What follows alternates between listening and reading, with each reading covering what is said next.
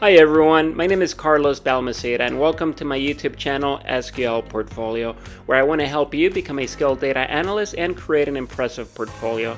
In this video, I'm going to go ahead and go over the union function. The union function combines the results of multiple tables. Imagine you're managing two separate customer databases for a company. One database contains information about online customers while the other one about store customers. Now the company wants to create a unified customer database that includes all customers regardless of whether they are online or in-store customers. This is where the union function comes in handy. You can combine the data from both databases into a single data set. Let's go ahead and take a closer look.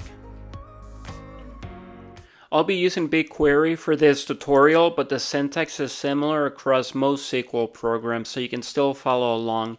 Here we have the table for the online customers, and we have three columns: the customer ID, name, and total orders. Here we have the table for the store customers, and we have the same three columns. Now let's go over the syntax. We start with the select function and specify the columns that we want to retrieve from the store customers table, which includes the customer ID, name, and total orders.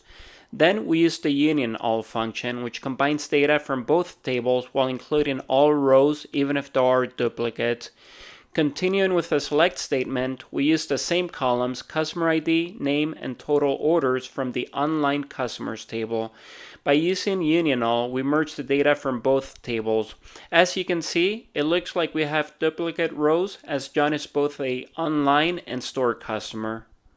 If you don't want to have any duplicate rows, you can keep the same syntax, but just change the union syntax to union distinct.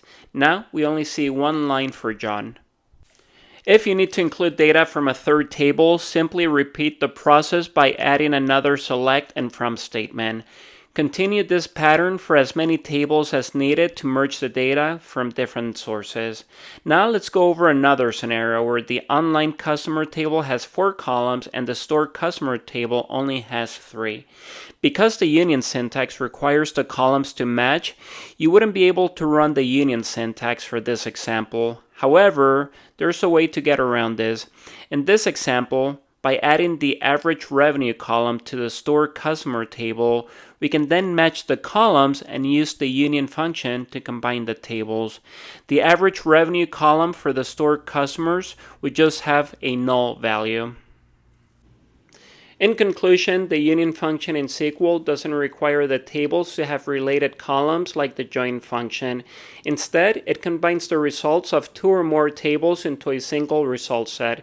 The only condition is that the tables in the union must have the same number of columns and compatible data types. If you are interested in creating a comprehensive case study that you can showcase to prospective employers, click on the link above or check out my video, Master Data Analysis and Create an Impressive Portfolio. If you found this video helpful, please consider liking the video. Your support helps me create more content. I hope I was able to earn your thumbs up, and thank you for watching.